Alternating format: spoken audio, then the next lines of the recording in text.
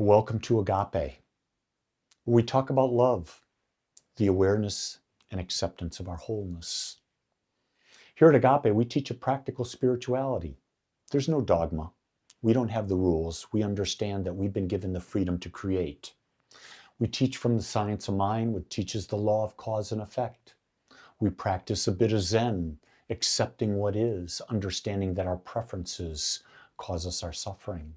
And yet we find that balance of living between oneness and living in this idea of a body and having a mind and experiencing life to the fullest.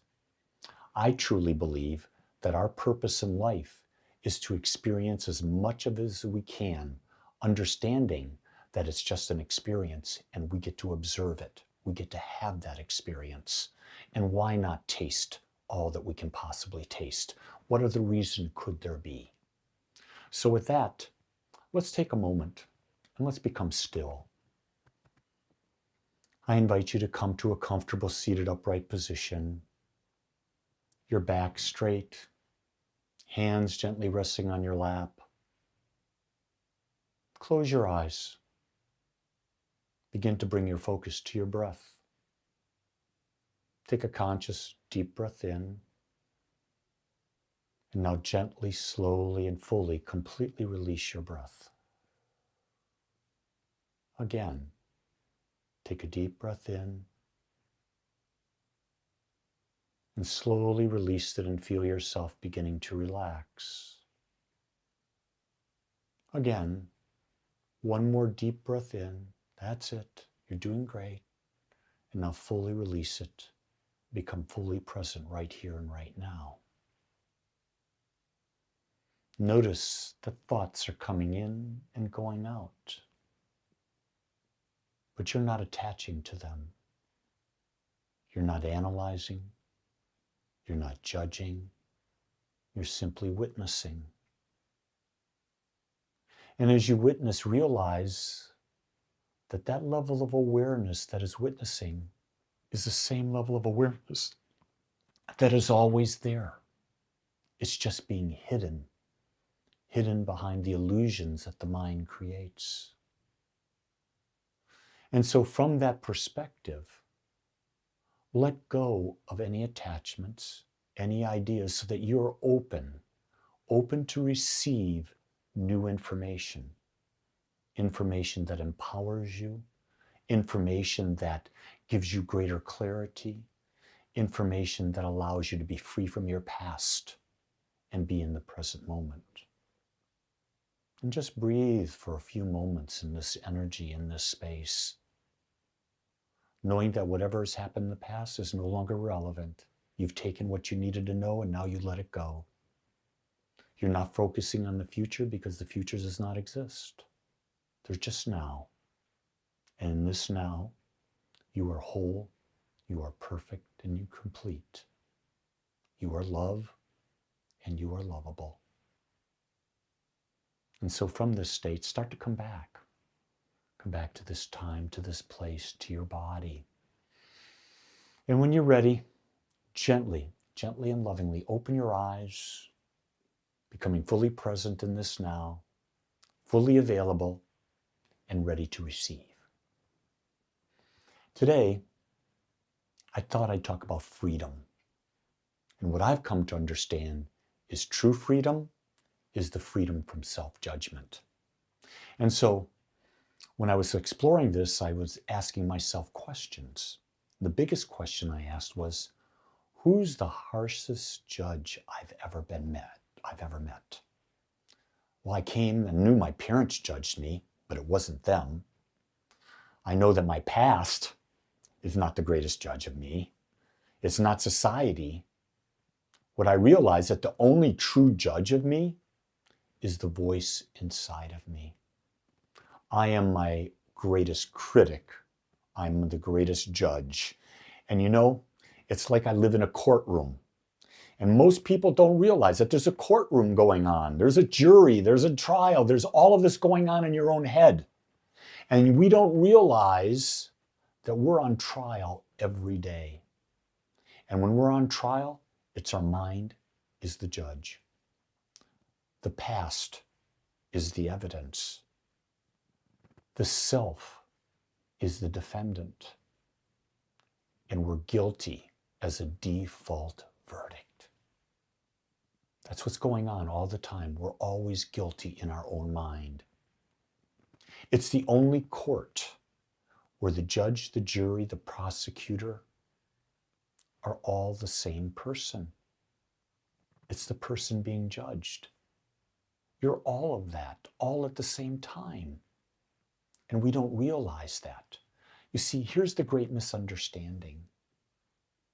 We think and we believe that judgment leads to growth. If I'm hard on myself, I'll do better. If I judge myself first, others won't. If I shame myself, I'll change.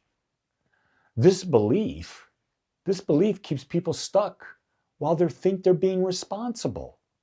Really come back to the idea and says, why would you be hard on yourself? Goes back to the idea, if you're always doing your best, then you don't have to be hard on yourself. If you're always doing your best, you're not judging. If you're always doing your best, there's no shame. So by simply understanding that in every moment doing your best, it keeps you from self-judging. The truth is, you cannot judge yourself into healing. You cannot shame yourself into wholeness. You can't criticize yourself into peace. And you can't punish yourself into freedom. Think about this. So many times people get illness and they beat themselves up. Why did I do this before? I should have done this before. They try to shame themselves. Well, if you hadn't done that, you wouldn't be in this mess. Well, now, and criticizing. Why would we criticize ourselves? It's because we've been taught that. That's what society teaches us over and over and over again. You're not good enough. You've got to be a people pleaser. We're going to judge you. We've got classes, and my God, God forbid you take a test and you do bad. There's judgment there. God forbid you get a progress review in your corporation, and oh my God. But the worst is what we do day in, day out, in every moment to ourselves. Let's talk about the difference between prison and being free. Self-judgment is what? It's an internal prison.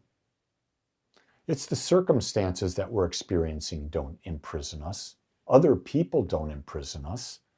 The stories we tell do. So we create stories about the circumstances, and that creates us our own prison. Other people, they can't imprison you unless you give them the power to. This is a real big thing. We give power to our spouse. We give power to our children. We give power to a boss. We give power to a minister, an imam, a rabbi, a priest. Why would we give our power away?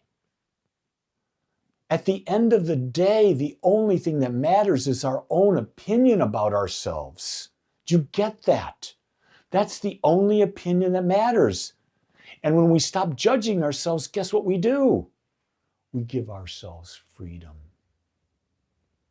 Because if we are in self-judgment, even when the circumstances change, the prison remains because the voice that judges stays there. It's always talking to us. So let's get something really clear. Becoming more aware is not judgment. Awareness is something that says, this is what is happening. Judgment says, this shouldn't be happening. Right here, these 2 points are 2 of the most critical things that if you can embrace and you can understand and you can live, you're going to be free. Because things are going to happen. Your perception about what it should be or should not be is going to create your experience. And one thing I've learned more than anything is what other people do has nothing to do with you. It has everything to do with them. And you can say, my partner did this. But but it was never about you. You can observe that they did that. They said that. They did that. But if you say that shouldn't have happened that way, now you've got a problem. So what does judgment do? Especially, let's say, what does judgment do to your nervous system? What does it do? It creates contraction, doesn't it? Notice that when you judge something, you feel contracted, you feel constricted. The body immediately goes where? Into defense. Learning shuts down because you're in judgment, you're defending. And survival replaces growth. In other words, judgment throws the body into the parasympathetic nervous system, fight or flight. And when your body's in flight or fight, the immune system shuts down. It's only when we're in non-judgment that we go into the sympathetic nervous system. And when we're in the sympathetic nervous system, guess what? The immune system works properly. We stay healthy. So chances are, if you're experiencing disease, illness of any sort, it's a result of the environment you created within your body by self-judgment. So what then makes awareness possible? Awareness makes space possible. That's right, space. Space to see clearly. Space to choose differently. Space for something new to emerge. But if you're in judgment, there's no space. You've locked it down. You're in a prison. You're in a cell. When you're not judging, you're in a wide open, infinite space. And you can see differently because you can see all sides. In judgment, you only see one side. In judgment, you only focus on one thing. You can't see anything differently. And when you can't see anything differently, guess what? Nothing new is going to ever come up. And that's really critical in relationships. I noticed the other day that I've been working with my wife for a year. Not working with her, I've been supporting my wife for a year as she works through an issue that she's got with her back. And when it was really bad, I found I was more loving, I was more caring, I didn't take for granted. And then just the other day, I noticed that she's feeling better and she started to get her independence back. You know what? I started taking her for granted. But because I was aware, I caught myself and said, why would I start taking my wife for granted? Why would I take anyone for granted? That's the worst thing you can do for any relationship, is to take your partner for granted. So I went back into appreciation. I went back into being aware that this is a person who has chosen to be my partner. And I've chosen them to be my partner. So why would I judge them? I allow her to be herself. She allows me to be herself. And that's what makes the relationship work. When judgment comes in, relationships struggle. Pure and simple. We're either defending, we're attacking, but it's all based on one thing, the big J, judgment. So here's what I understand. Growth, your level of awareness. When I talk about growth, I'm talking about the level of your awareness growing. It grows and happens naturally when you feel safe. When you don't feel safe, you're confined, you're in prison. When don't you feel safe? When there's judgment. So what's the cost of being self-judging? Well, it steals. It steals from you very quietly. You almost don't even notice it, but it steals your energy. It steals your creativity. It steals your presence, your joy. It steals your authenticity. Because when you're in self-judgment, you're not the creative force. Your energy becomes constricted. Your creativity becomes confined because you're judging yourself. You're not fully present because you're living in the past with that judgment. And when you're in judgment, there's no joy. And when you're in judgment, you're not being authentic because you're saying you're not good enough. You're not enough. Those are tremendous prices to pay to be in self-judgment. I'll be honest with you. The only reason someone else judging me has any impact on me is because I've given my power over to that person. And here's what I'm learning. I don't do that. I don't give my power over to anyone because it's my life and no one understands my life like I do. You see, liberation, freedom, it's an inside job. And no amount of outside approval will free you. Praise doesn't silence a self-judgment. Success doesn't silence a self-judgment. Love doesn't silence a self-judgment. Freedom begins when we stop agreeing with our own inner critic. This is what I really get. Life, love, happiness, joy, fulfillment, they're all an inside job. Anything in the external world, it's just gravy. But without the inner world, having that peace, having that freedom, having that love, nothing that happens on the outside does anything. It's very temporary, if at anything at all. So here's what I know. Liberation begins the moment I say, I will no longer relate to myself as the enemy. So this week, ask yourself this one question when something happens. Is this helping me see clearly, or is this making me smaller? Remember, if you're judging, you're in prison. Prison is small. If you're free, you're wide open. You can see clearly. The truth is, you're not broken. You're not behind. You're not failing, but you're learning. You're learning to become more aware, to become more free, to tap into that infinite nature that you are. And you've been given the power to do that. And that's the power of focus, the power of perception. And your job, and only your job, is to change that perception. The good thing is, you can. The bad thing is sometimes you think other people can do it for you. They can't.